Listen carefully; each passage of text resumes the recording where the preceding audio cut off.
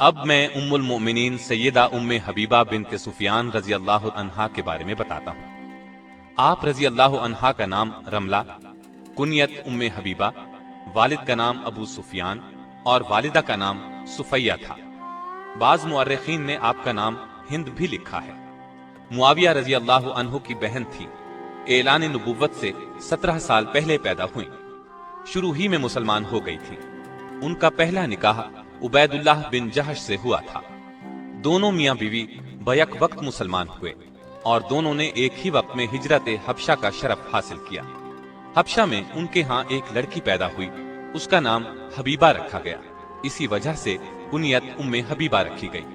لیکن عبید اللہ بن جہش مرتد ہو گیا، اسلام چھوڑ کر عیسائی ہو گیا۔ ام حبیبہ اسلام پر قائم رہیں۔ سیدہ ام حبیبہ فرماتی ہیں کہ عیسائی ہونے سے پہلے میں نے اسے ایک نہایت بری شکل میں دیکھا، میں بہت گھبرائی۔ صبح ہوئی تو پتا چلا کہ وہ عیسائی ہو گیا ہے۔ میں نے اپنا خواب اسے سنایا کہ شاید توبہ کر لے، لیکن اس پر کوئی اثر نہ ہوا، شراب و کباب میں مشغول ہو گیا اور اسی حالت میں مر گیا۔ اب سیدہ حبشہ میں تنہا تھی۔ بیان فرماتی ہیں کہ چند روز بعد میں نے خواب میں دیکھا کہ کوئی شخص مجھے یا ام المؤمنین کہہ کر بلا رہا ہے۔ میں بہت گھبرائی۔ جب میری عدت ختم ہو گئی تو مجھے نجاشی کے ذریعے سے نبی صلی اللہ علیہ وسلم کا پیغام پہنچا۔ سیدہ ام حبیبہ نے آپ کا پیغام منظور کر لیا۔ آپ کے پاس یہ پیغام نجاشی نے اپنی باندی ابرہہ کے ذریعے بھیجا تھا۔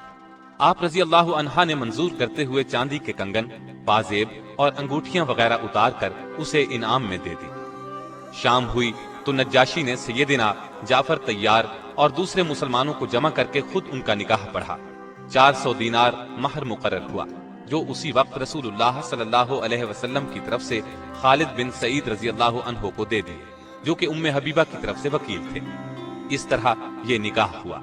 لوگ اٹھنے لگے تو نجاشی نے کہا، ابھی بیٹھیے، انبیاء علیہم السلام کی سنت یہ ہے کہ نکاح کے بعد ولیمہ بھی ہونا چاہیے۔ چنانچہ کھانا آیا، ولیمے سے فارغ ہو کر سب رخصت ہو گئے۔ چنانچہ سیدہ ام حبیبہ جب مدینے آئیں تو تمام حالات اور واقعات کہہ سنائے۔ آپ صلی اللہ علیہ وسلم سن کر مسکراتے رہے۔ نجاشی نے سیدہ ام حبیبہ کو شرحبیل بن حسنہ کے ساتھ آپ کی خدمت میں بھیجا تھا اور اپنی طرف سے انہیں گھریلو سامان بھی دیا تھا۔ یہ نکاح 6 ہجری کے آخر یا 7 ہجری کے شروع میں ہوا۔ اس وقت آپ رضی اللہ عنہا کی عمر 36 یا 37 سال تھی۔ ابن حسمہ نے اپنی تاریخ میں مصعب بن عبداللہ کے حوالے سے لکھا ہے کہ رسول اللہ صلی اللہ علیہ وسلم نے ام حبیبہ سے نکاح کیا تو اس زمانے میں ان کے والد ابو سفیان مسلمان نہیں ہوئے تھے۔ سیدہ ام حبیبہ صورت اور سیرت دونوں کے لحاظ سے ممتاز تھی۔ آپ رضی اللہ عنہا کی روایت کردہ احادیث 65 ہیں۔ آپ کو اسلام اور رسول اللہ صلی اللہ علیہ وسلم سے بہت محبت تھی۔ یہ اسلام سے محبت ہی تو تھی کہ ان کا شوہر عبید اللہ عیسائی ہو گیا تھا، لیکن یہ برابر اسلام پر ثابت قدم رہے، شوہر کے عیسائی ہونے اور علیحدگی کی پرواہ نہ کی۔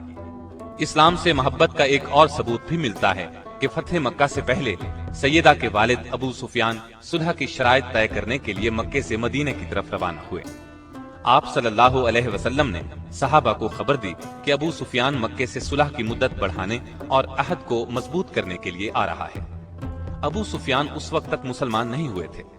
مدینے میں پہنچے تو اپنی بیٹی ام حبیبہ کے گھر بھی گئے تو رسول اللہ صلی اللہ علیہ وسلم کا بستر بچھا ہوا تھا۔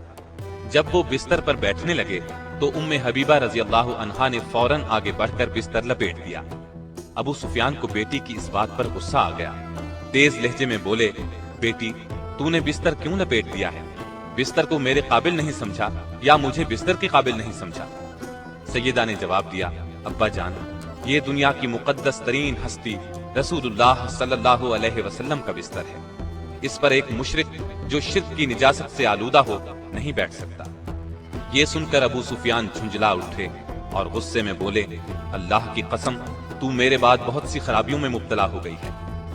سیدہ ام حبیبہ رضی اللہ عنہا نے جواب دیا، میں خرابیوں میں مبتلا نہیں ہوئی، اور ان کے غصے کی پرواہ نہیں کی اور کہا، میں کفر کے اندھیرے سے نکل کر اسلام کے نور ہدایت کی روشنی میں داخل ہو گئی۔ اور تعجب ہے، آپ قریش کے سردار ہو کر پتھروں کو پوجتے ہیں، جو سنتے ہیں نہ دیکھتے ہیں، کسی کا کچھ بنا سکتے ہیں نہ کچھ بگاڑ سکتے ہیں۔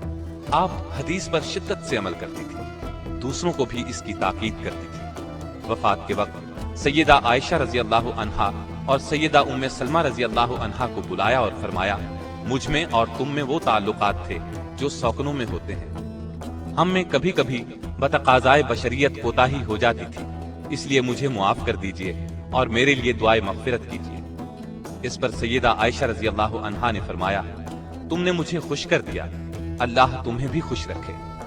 آپ رضی اللہ عنہا فطرتاً نیک تھی، ان کی ایک حدیث سے دین کی محبت کا اندازہ ہوتا ہے۔ فرماتی ہیں، میں نے رسول اللہ صلی اللہ علیہ وسلم سے سنا ہے، جو شخص دن اور رات میں 12 رکعت نماز نوافل ادا کرے، اس کے لیے جنت میں گھر بنایا جائے گا۔ اس کے بعد فرماتی ہیں، جب سے میں نے آپ صلی اللہ علیہ وسلم سے یہ بات سنی، ہمیشہ نوافل پڑھے، کبھی ان کو ترک نہیں کیا۔ آپ رضی اللہ عنہا کے ہاں عبید اللہ بن جہش سے 2 بچے پیدا ہوئے، ایک عبداللہ، دوسری حبیبہ۔